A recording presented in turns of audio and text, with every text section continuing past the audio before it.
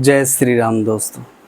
आज हम जानने वाले हैं 4 राशियों का साप्ताहिक राशिफल। नज़र डालते हैं मेष राशि पर, कैसा रहने वाला है इनका पूरा सप्ताह। आपके चंद्र राशि के 11वें भाव में राहु महाराज बैठे होंगे और ऐसे में आपको इस बात का एहसास होगा कि आपका स्वास्थ्य यदि अच्छा है तो आप जीवन के हर पक्ष का आनंद उठा सकते हैं।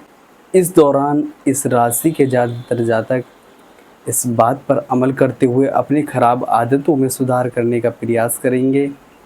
इस सप्ताह आप आसानी से पैसा इकट्ठा कर सकते हैं, क्योंकि इस दौरान आपको लोगों को दिए पुराने कर्ज वापस मिल सकते हैं, या ये भी संभावना है कि आप इस समय अपना किसी नई परियोजना पर लगाने के लिए कुछ धन अर्जित कर सकते हैं। परिवार के छोटे सदस्यों के साथ समय बिताना इस सप्ताह आपके लिए विशेष अच्छा रहेगा, क्योंकि उनके साथ वक्त बिताकर आप खुद को काफ़ी तरोताज़ा महसूस करेंगे और साथ ही इससे आपको उनके जीवन से जुड़े कई हालातों के बारे में जानने का अवसर भी मिलेगा। इस समय आप उन्हें किसी समस्या से निकालने में भी सफल होंगे, जिससे परिवार में आपका मान सम्मान बढ़ सकेगा। ये सप्ताह किसी भी नए काम की शुरुआत या कहीं पर भी निवेश करने के लिए उपयुक्त है।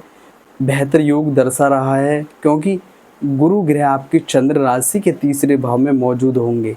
ऐसे में अगर आप इस दौरान निवेश या नया काम शुरू करते हैं तो आपको अच्छा लाभ होना संभव है। इस समय उन छात्रों को अपनी मेहनत पर ध्यान देने की अधिक आवश्यकता होगी जो जीवन में अपने लक्ष्यों को लेकर पूरी तरह आश्वस्त हैं, क्योंकि आपको इस दौरान सबसे ज़्यादा संघर्ष खुद पर अपने अहंकार को हावी न होने का करना होगा। इसके अतिरिक्त आप अपनी कक्षा में बेहतर करते हुए अपने अभिभावकों और शिक्षकों से सराहना प्राप्त कर सकेंगे। और दोस्तों, क्या उपाय आपको करने चाहिए? मंगलवार के दिन गरीबों को भोजन करवाएं, हनुमान चालीसा का पाठ करें। और अब जान लेते हैं दूसरी राशि यानी वृष राशि के साप्ताहिक राशिफल। तो अब जान लेते हैं दूसरी राशि यानी वृष राशि के बारे में।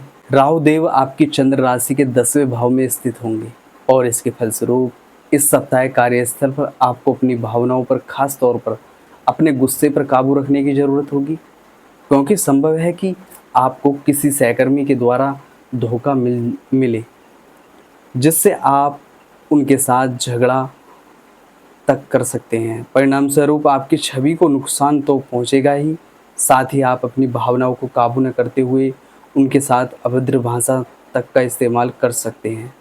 आपकी चंद्र राशि में शनिदेव 11वें भाव में विराजमान होने के कारण इस सप्ताह आपको कई स्रोतों से धन लाभ होगा, जिसका उचित अवसर उठाते हुए आप उसे किसी निवेश में लगाने का फैसला भी ले सकते हैं। परंतु योग बन रहे हैं कि इस दौरान आपका लंबे अरसे को मद्देनज़र रखते हुए ही किसी भी निवेश को करना भविष्य में आपको शुभ फल देने का कार्य करेगा। इस सप्ताह आपके सामने ऐसी कई परिस्थितियां उत्पन्न होंगी जब आपका परिवार और आपके दोस्त एक स्तंभ की तरह आपको साथ खड़े दिखाई देंगे, क्योंकि ये समय आपको ज़रूरत के वक्त दोस्तों और परिवार का सहयोग देने का कार्य करेगा। ये सप्ताह आपके करियर में वृद्धि लेकर आएगा, लेकिन आपको इस बात का खास ख्याल रखने की सलाह दी जाती है कि इस दौरान आप जो भी काम करें उसे अच्छी तरह से देख समझ लें। इसके अलावा वरिष्ठ अधिकारियों और सीनियर्स से बात करने हो तो स्वयं करें, किसी के माध्यम से नहीं, क्योंकि तभी आप अपना बेहतर प्रदर्शन देने में सफल रहेंगे। ध्यान सर्वश्रेष्ठ मानसिक औषधि है जो आपकी तार्किक क्षमता को आश्चर्यजनक रूप से बढ़ा सकता है। आपके पास इस सप्ताह इसके लिए समय भी है। ऐसे में सुबह शाम ध्यान करें। क्या उपाय करें दोस्तों? आप प्रतिदिन ललिता सहस्त्रनाम का पाठ करें और हनुमान चालीसा का पाठ नित्य प्रतिदिन करते रहें। अब जान लेते हैं अगली राशि यानी मिथुन राशि के बारे में। कैसा रहने वाला है आपका साप्ताहिक राशिफल। राहु महाराज आपकी चंद्र राशि के 9वें भाव में उपस्थित होंगे और इसके परिणाम स्वरूप सेहत के नज़रिए से यह सप्ताह थोड़ा कम ठीक रहेगा। इसलिए जो आप खाएं उसके प्रति सावधान रहें और जितना संभव हो अधिक मसालेदार खाने से बचें। परहेज करें। आपकी दिनचर्या में योग और व्यायाम का सहारा लें।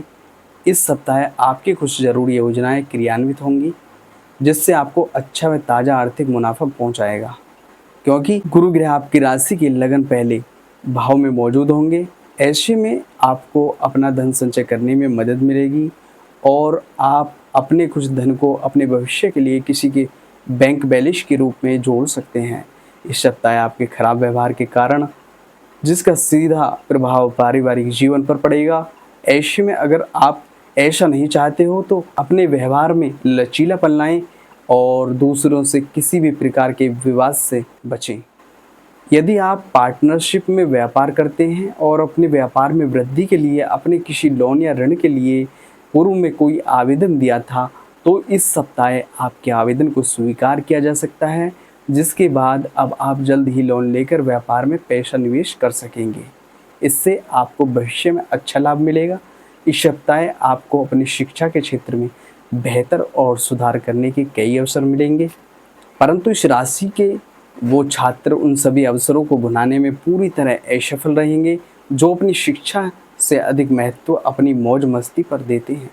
ऐसे में आपको समय रहते ही खुद को सुधारने की ज़रूरत होगी, अन्यथा आपको भविष्य में इसका खामियाजा उठाना पड़ सकता है। उपाय क्या करना चाहिए आप लोगों को? प्रतिदिन विष्णु सहस्त्र नाम का पाठ करें और हनुमान चालीसा का पाठ नित्य प्रतिदिन करते रहें। और अब जान लेते हैं चौथी राशि यानी कर्क राशि के बारे में। कैसे रहने वाला है कर्क राशि का साप्ताहिक राशिफल? तो चलिए फिर जानते हैं। आप इस दौरान ऐसी गतिविधियों में शामिल होते हैं जो रोमांचक हो और आपको सुकून दे, तो आप खुद को इन छोटी मोटी समस्याओं से भी काफ़ी हद तक दूर करने में सफल हो सकते हैं। ये सप्ताह आपकी सुख सुविधाओं में वृद्धि लेकर आ सकता है, जिसे पूरा करने के लिए आप तत्पर भी नजर आएंगे। हालांकि इस दौरान आपको अपना ज़रूरत से ज़्यादा संचय किया हुआ धन खर्च करना हुआ, जिसके कारण बीच बीच में कुछ आर्थिक तंगी भी हो सकती है। इस सप्ताह आपको यथार्थवादी रवैया अपनाने की ज़रूरत होगी। इसके लिए यदि आप किसी मुसीबत में फंसे हुए हैं तो दूसरों की ओर से मदद का हाथ बढ़ाएं। जाने पर आपको उनसे किसी चमत्कार की उम्मीद करने से बचना होगा, क्योंकि आपको ये समझना होगा कि दूसरे आपके साथ खड़े हैं, ना कि आप उनकी वजह से मुसीबत में फंसे हैं। इसके अलावा इस सप्ताह आपको सामान्य से कम मेहनत करनी होगी, क्योंकि इस समय अवधि में आपको अपनी मेहनत के उत्तम परिणाम मिलने का योग बनेंगे, जिससे आपकी स्थिति भी बेहतर होगी। विद्यार्थियों के लिए यह सप्ताह मिश्रित परिणाम देगा। सप्ताह के अंत का समय आपके लिए काफ़ी अच्छा रहेगा और यह समय आपकी शिक्षा और उच्च शिक्षा दोनों में ही आपको सफलता दिलाने का काम करेगा। आपको केवल और केवल इस दौरान अपने मन को भ्रमित होने से रोकना है, उसे अपनी शिक्षा की ओर केंद्रित रखने की ज़रूरत होगी। उपाय क्या करना चाहिए आपको? प्रतिदिन ओम सोमाय नमो का 11 बार जाप करें और हनुमान चालीसा का पाठ नित्य प्रतिदिन करें। कैसी लगी वीडियो आपको? वीडियो को लाइक और चैनल पर अगर नए हैं तो चैनल को सब्सक्राइब करें। इसी के साथ हर हर महादेव दोस्तों।